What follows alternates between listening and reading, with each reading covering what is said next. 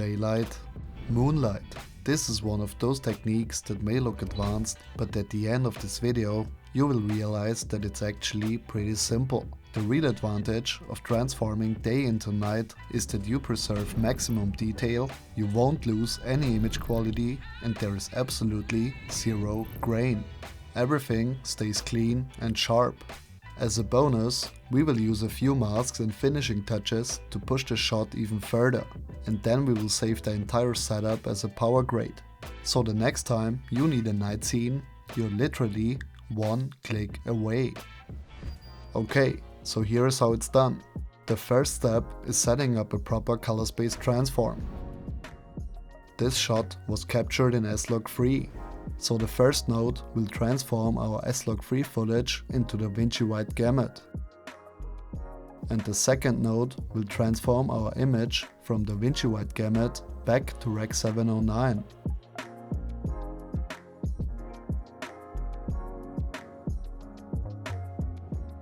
Between these two nodes we now add 3 creative nodes. The first one is linear balance. The second one is moonlight, and the third one is saturation. In the first node, our white balance node, we switch gamma to linear and set the lumix to 0. When you work with white balance, you should not change how bright the image is, only what color the light actually is. And with these settings, shadows, midtones and highlights shift evenly, whites stay white, skin tones stay stable, and all the color relationships are preserved. With that said, we laser focus ourselves on the gain wheel. To represent moonlight, we will bring it down significantly, down to a level that actually feels believable for a night scene. Then we push the gain wheel subtly towards blue.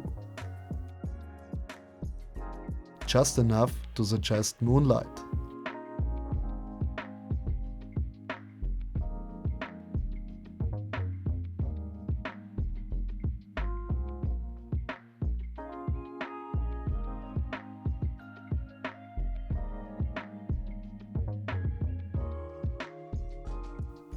Next, we slightly reduce contrast.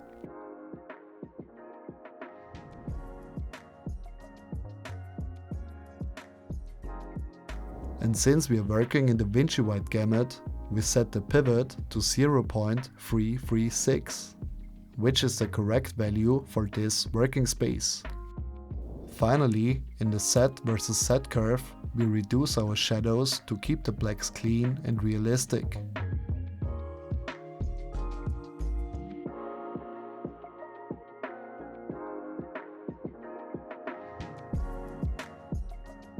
That's it for the linear balance node. Now we move to the moonlight node. This is where day truly starts to feel like night.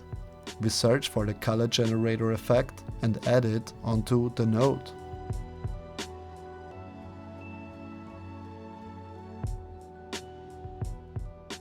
At first, everything turns white.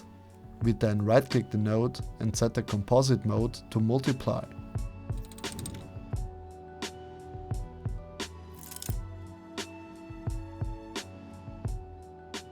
Nothing happened so far. We first have to choose a color leaning towards blue. This allows us to slowly build our moonlight, and here we are shaping mood without destroying detail. We can easily go a bit stronger here, because final control will happen in the next node, our saturation node. Moving on to the next node, as the name suggests, we only touch one control, saturation. We bring it down to around, something around 37. This works pretty well for this shot. To bring some life back into the skin, we go to hue versus saturation.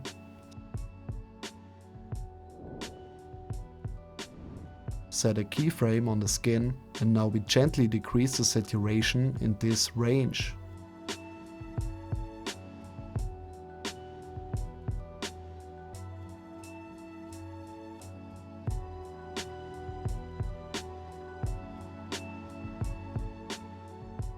we can now always jump back and forth between all those three nodes to fine-tune our look.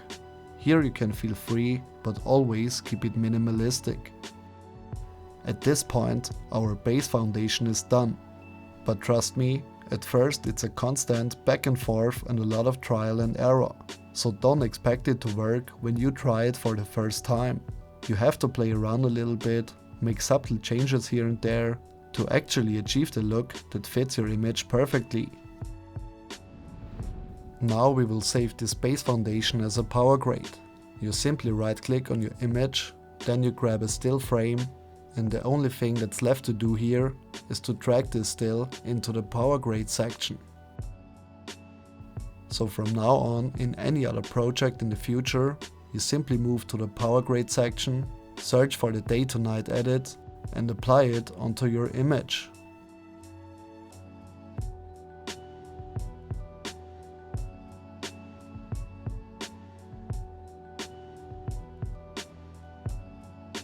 Before we add a few finishing touches to make this shot even more powerful, you can do me a big favor and drop a like and a comment on this video. Thank you. We now add a new serial node and apply the light rays effect.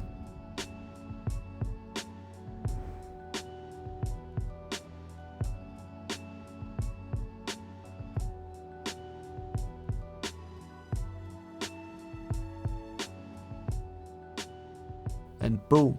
With one click, we already gained a lot more depth. This is a simple way to have more layers of lights and shadows, which always leads to cinematic results. Here we can also adjust the angle, the length, the softness, and also the color of the light ray.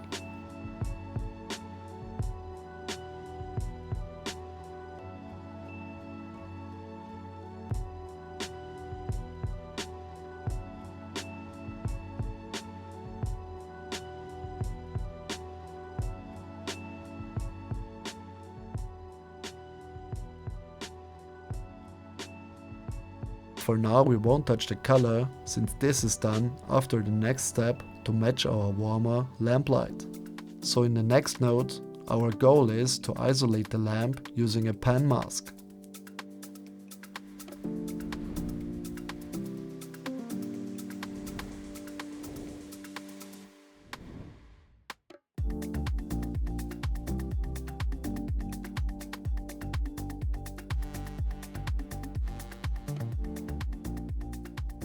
If we finished our selection, we warm up the temperature quite a bit.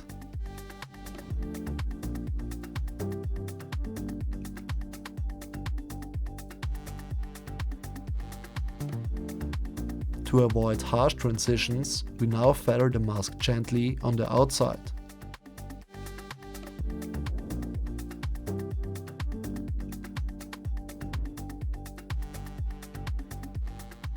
And because the lamp sits in the background, we have to make sure that the mask doesn't affect the couch in the foreground.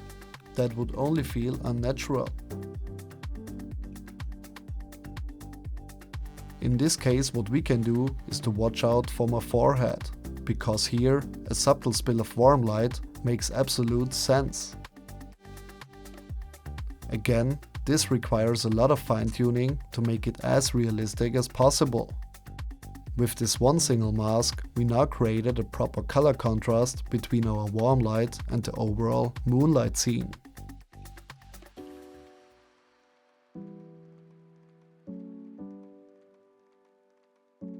Now let's go back to the previous node, and here we match the color of the light ray to the lamp as close as possible.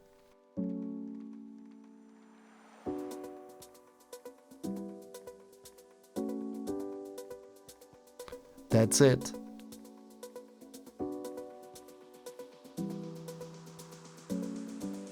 If you want, you can also create another node and add a subtle glow effect.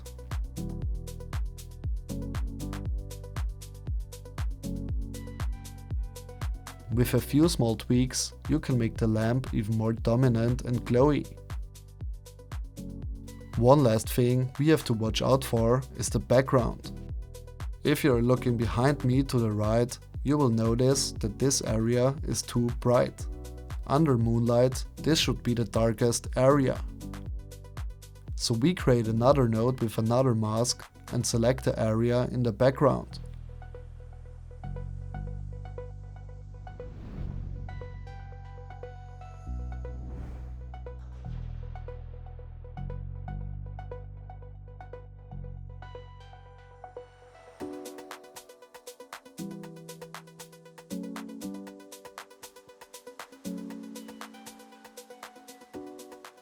After we finished off the selection, we either lower the exposure or the shadows.